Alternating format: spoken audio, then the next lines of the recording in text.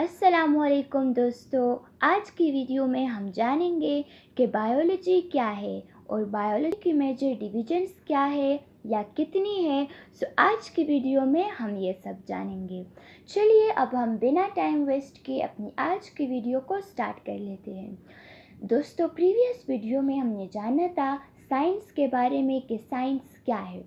सबसे पहले हम ज़रा जान लेते हैं कि साइंस जो है इसमें भी मेजर डिविजन्स है। साइंस की मेजर टू टाइप्स है, biological science and physical science. Physical science क्या है? फिज़िकल साइंस से मुराद, अब साइंस को हमने प्रीवियस वीडियो में डिस्क्राइब किया था कि the deep study of a thing is known as science. तो फिज़िकल साइंस वो साइंस है जिसमें हम डीपली स्टडी करते हैं नॉन लिविंग ऑर्गेनिजम्स को, यानी ऐसी चीज़ों को हम स्टडी करते हैं फिज़िकल साइंस में जो लिविंग ना हो, जो बेजान हो। फॉर एग्ज़ाम्पल, हम अपनी अर्थ के बारे में स्टडी करेंगे, हम ओशंस वगैरह के बारे में स्टडी करेंगे। ये सारे आ जाते हैं फिज़िकल साइंस में। अब बायोलॉजिकल साइंस क्या है? बायोलॉजिकल साइंस वो साइंस है जिसमें हम जानते हैं लिविंग ऑर्गेनिजम्स के बारे में, यानी बायोलॉजिकल साइंस में हम लिविंग ऑर्गेनिजम्स की स्टडी करते हैं। फॉर एग्ज़ाम्पल, हम ह्यूमंस की स्टडी करेंगे, हम बर्ड्स की स्टडी करेंगे, हम बैक्टीरिया की स्टडी करेंगे, हम प्लांट्स की स्टडी करेंगे। ये सारा फिर आ जाता है बायोलॉजिकल साइंस में। चलिए अब हम जान लेते हैं ज़रा बायोलॉजी के बारे में। उससे पहले हम ज़रा अपना बैकग्राउंड बनाते हैं कि कैसे हमने बायोलॉजी को समझना है। Have you ever wondered about the beauty of things in the world? क्या आप कभी दुनिया की चीज़ों को देख के हैरान हुए हैं? यानी दुनिया में कितनी खूबसूरत चीज़ें हैं, इनको देख के आप कभी हैरान हुए हैं? यहाँ पे लिविंग ऑर्गेनिजम्स की बात हो रही है। They are not only beautiful but fascinating too. ये ना सिर्फ खूबसूरत है बल्कि ये फैसिनेटिंग भी है। फैसिनेटिंग मतलब इंटरेस्टिंग भी है, हमारे माइंड को अपनी तरफ अट्रैक्ट करते हैं। अब क्यों करते हैं? दे आर फैसिनेटिंग, ये फैसिनेटिंग है especially because of the variation मतलब changes, difference, because of the variation in their size, shape, color, eating habits, habitats, etc. अब दोस्तों, यहाँ पे लिविंग ऑर्गेनिजम्स की बात हो रही है कि दुनिया में बहुत सी खूबसूरत चीज़ें हैं। ये ना सिर्फ ब्यूटीफुल है बल्कि ये फैसिनेटिंग भी है। और फैसिनेटिंग इस वजह से है क्योंकि इनके साइज़ में, इनकी शेप में, इनके कलर में, ईटिंग हैबिट्स, हैबिटेट्स वगैरह में डिफरेंस होता है।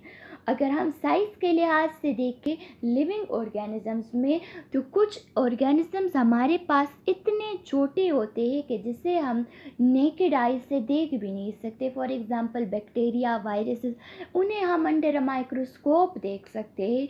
कुछ ऑर्गेनिजम्स मीडियम साइज़ के होते हैं, बहुत छोटे होते हैं, लेकिन नेकेड आई से हम कुछ को देख सकते हैं। फॉर एग्ज़ाम्पल, मॉस्कीटो वगैरह हुआ। अब इसके अलावा कुछ ऑर्गेनिजम्स ऐसे हैं जो नॉर्मल होते हैं। अब आप ज़रा कंपैरिजन करें एक 20 के साइज़ की और एक इंसान के साइज़ की। अगर एक इंसान 20 पे पाँव रखे तो वो 20 मर जाएगा। इतना डिफरेंस है इनकी साइज़ में, तभी ये फैसिनेटिंग है। अब इसी तरह आप इंसान के साइज़ की कंपैरिजन करें और हाथी के साइज़ की कंपैरिजन करें। अगर हाथी ने किसी इंसान पे पैर रख ली ना तो वो इंसान काफ़ी ज़ख्मी हो जाएगा। ठीक है, ये है variation in size. Variation in shape भी होता है। ठीक है, इसके अलावा कलर में भी वेरिएशन होती है। ठीक है, फॉर एग्ज़ाम्पल, हम ह्यूमंस हैं, हमारा अलग से कलर है, हम स्किन कलर्स के होते हैं इस तरह से। इसी तरह अगर हम एग्ज़ाम्पल ले लें पोलर बियर्स की, तो वो खालिस सफ़ेद होते हैं कलर में। मंकीज़ जो है वो ब्राउन है कलर में। ठीक है, तो डिफरेंट ऑर्गेनिजम्स के डिफरेंट कलर ही होता है, इसीलिए ये काफ़ी फैसिनेटिंग होते हैं। इसी तरह अगर हम एग्ज़ाम्पल ले लें पीकॉक की, वो कितना खूबसूरत होता है, उस पर डिफरेंट कलर्स होते हैं। तो मतलब ये है कि सारे ऑर्गेनिजम्स बिल्कुल भी एक जैसे नहीं होते।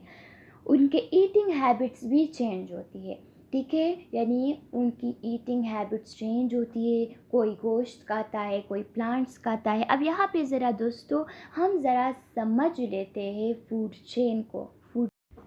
दोस्तों फूड चेन में हमारे पास 3 टाइप्स ऑफ ऑर्गेनिजम्स आ जाते हैं, प्रोड्यूसर्स, कंज्यूमर्स एंड डिकम्पोजर्स। सबसे पहले जान लेते हैं प्रोड्यूसर्स के बारे में। प्रोड्यूसर्स में हमारे पास आते हैं प्लांट्स, और ये वो ऑर्गेनिज्म है जो एबिलिटी रखते हैं कि ख़ुद अपना खुराक प्रिपेयर कर सके, तभी तो इनको प्रोड्यूसर कहते हैं। और यही प्रोड्यूसर जो है ये बाकी सारे ऑर्गेनिजम्स के लिए फूड तैयार करता है। सारे ऑर्गेनिज्म इन्हीं प्रोड्यूसर्स पे डिपेंडेंट है, तभी इनको प्रोड्यूसर्स कहा जाता है। इसके बाद आते हैं डिकम्पोजर्स। डिकम्पोजर्स में भी हमारे पास 3 टाइप्स ऑफ ऑर्गेनिजम्स होते हैं, herbivores, carnivores and omnivores. Herbivores क्या है? वो ऑर्गेनिजम्स होते हैं जो प्लांट्स पे डिपेंड करते हैं, जो प्लांट्स को खाते हैं। ये वो ऑर्गेनिज्म है दोस्तों जो सिर्फ और सिर्फ प्लांट्स को खाते हैं, यानी प्लांट ईटिंग एनिमल्स है। फॉर एग्ज़ाम्पल हमारे पास हो गया एक गोट। आप एक गोट की एग्ज़ाम्पल ले लें, बकरी की एग्ज़ाम्पल ले लें, तो वो क्या करेगा? वो प्लांट्स को खाएगा। अब हर्बीवोर्स तो हो गए, इसके बाद आते हैं कार्निवोर्स। कार्निवोर्स ये वो एनिमल्स है या वो ऑर्गेनिजम्स है जो प्लांट्स को नहीं खाते, ये खाते हैं हर्बीवोर्स को। यानी वो ऑर्गेनिजम्स जो प्लांट्स को खाते हैं तो कार्निवोर्स उन पे अटैक करते हैं। फॉर एग्ज़ाम्पल हर्बीवोर्स में हमने एग्ज़ाम्पल ली थी गोट की जो प्लांट्स को खाता है। अब यहाँ पे कार्निवोर्स में हम एग्ज़ाम्पल ले लेंगे लॉइन की, शेर की, जो क्या करेगा? जो बकरी को खाएगा, उसका शिकार करेगा, ठीक है। ये है कार्निवोर की एग्ज़ाम्पल। अब इसके बाद आता है ओमनिवोर्स। ओमनिवोर्स वो ऑर्गेनिजम्स है जो प्रोड्यूसर्स पे भी डिपेंड करते हैं, यानी प्लांट्स को भी खाते हैं और हर्बीवोर्स को भी खाते हैं। यानी ओमनिवोर्स में वो ऑर्गेनिज्म आते हैं जो प्लांट्स को भी खाते हैं और उन ऑर्गेनिजम्स को भी खाते हैं जो प्लांट्स को खाते हैं। फॉर एग्ज़ाम्पल हम यानी ह्यूमंस, हम क्या करते हैं? हम अगर देखें तो हम प्लांट्स भी खाते हैं, ठीक है। घरों में डिफरेंट जो प्लांट्स हम खाते हैं, फॉर एग्ज़ाम्पल साग वगैरह, ये सारा कुछ प्लांट्स ही से आता है। इसी तरह हम हर्बीवोर्स को भी खाते हैं। फॉर एग्ज़ाम्पल बकरी है, वो हर्बीवोर है, तो हम बकरी का गोश्त भी खाते हैं। ये है ओमनिवोर्स। अब इसके बाद आते हैं डिकम्पोजर्स। डिकम्पोजर्स वो ऑर्गेनिजम्स होते हैं दोस्तों जो खाते हैं डेड ऑर्गेनिजम्स को, यानी जो ऑर्गेनिज्म डेड हो जाए, ठीक है, तो ये उन पे अटैक करता है, उनकी डिकम्पोजिशन करता है, ब्रेक डाउन करता है, चाहे वो डेड प्लांट्स हो या डेड एनिमल्स हो, और उनमें मौजूद जो केमिकल एनर्जी होती है उसको लेते हैं, ठीक है। ये क्या करते हैं? ये अटैक करते हैं डेड ऑर्गेनिजम्स पे, उनकी बॉडी में मौजूद केमिकल एनर्जी जो स्टोर होती है उसको हासिल करते हैं, और जब उनकी डिकम्पोजिशन कर लेते हैं तो उनकी बॉडी में मौजूद मिनरल्स वगैरह सॉइल में रिलीज़ हो जाते हैं। अब दोस्तों यहाँ एक सवाल अराइज होता है कि हम कहते हैं कि जो डेड ऑर्गेनिजम्स की बॉडी में मौजूद केमिकल एनर्जी होती है उससे डिकम्पोजर्स हासिल करते हैं, तो अगर डेड ऑर्गेनिज्म में स्टिल एनर्जी प्रेजेंट है तो उस एनर्जी से उनकी लाइफ प्रोसेसेस क्यों दोबारा से स्टार्ट नहीं हो सकती? लाइक उनकी रिस्पायरेशन, उनकी सर्कुलेशन, ये सारे प्रोसेसेस स्टॉप होती है, तो ये उस एनर्जी से क्यों स्टार्ट नहीं हो सकती? उनके ऑर्गन्स इस एनर्जी से दोबारा काम क्यों स्टार्ट नहीं कर सकते? इसका रीज़न ये है दोस्तों कि हमारी जो बॉडी है, हमारा जो लाइफ सिस्टम है, ये सिर्फ एनर्जी पे डिपेंडेंट नहीं है। हमारी बॉडी में एनर्जी को ट्रांसफ़र करने के लिए एक कोऑर्डिनेटेड सिस्टम होता है, हमारा ब्रेन होता है जो डिसाइड करता है, ठीक है। और इसके अलावा हमारे डिफरेंट ऑर्गन्स होते हैं जो ऑर्गन सिस्टम को डेवलप करते हैं। तो अगर ऑर्गन सिस्टम होगा तभी एनर्जी अच्छी तरीके से ट्रांसफ़र होगी। तो अगर हम देखें तो एक ऑर्गेनिज्म के सारे ऑर्गन्स ख़त्म हो जाते हैं, ऑर्गेनिज्म नहीं सॉरी डेड ऑर्गेनिज्म की सारे जो ऑर्गन्स होती है वो काम करना छोड़ देते हैं, उसका ब्रेन भी सो जाता है कंप्लीट, मतलब वो काम करना छोड़ देता है। और सबसे अहम, उसकी बॉडी में जो सेल्स है उस सेल के मेम्ब्रेन्स और डीएनए और मेम्ब्रेन इरिवर्सिबली डैमेज हो जाते हैं। इरिवर्सिबली डैमेज का मतलब है हमेशा हमेशा के लिए डैमेज हो जाते हैं, फिर वो दोबारा ठीक नहीं हो सकते। अब आप देखिए, अगर डीएनए ही ख़त्म हो गई, डीएनए तो है ही इंफॉर्मेशन का ज़रिया है जिसके थ्रू सेल काम करता है, तो अगर किसी की डीएनए ही ख़त्म होगी तो उसकी बॉडी कैसे काम करेगी? तो डीएनए नहीं होती तभी उस एनर्जी को यूज़ नहीं किया जा सकता, इसीलिए वो उस एनर्जी को यूज़ नहीं कर सकती और हम उनको डेड ऑर्गेनिजम्स कहते हैं। अच्छा, अब इसके अलावा है कि हैबिटेट्स भी डिफरेंट होते हैं। लाइक पोलर बियर्स है तो वो बर्फीले इलाकों में रहते हैं, कैमल है वो गर्म सहराओं में रहता है, और हम इंसान हैं तो हम मॉडरेट टेम्परेचर पे रहते हैं। अच्छा, फिर क्या है, human beings have always been interested in observing and studying living organisms. क्या कह रहे हैं कि इंसान जो है वो हमेशा इससे दिलचस्पी रखते आ रहे हैं कि वो ऑब्ज़र्व करे और स्टडी करे लिविंग ऑर्गेनिजम्स के बारे में, यानी लिविंग ऑर्गेनिजम्स की करेक्टरिस्टिक के बारे में, उनकी लाइफस्टाइल के बारे में ऑब्ज़र्व करे और फिर उनके बारे में स्टडी करे। फिर क्या है दोस्तों, the history of such study is perhaps as old as the history of mankind।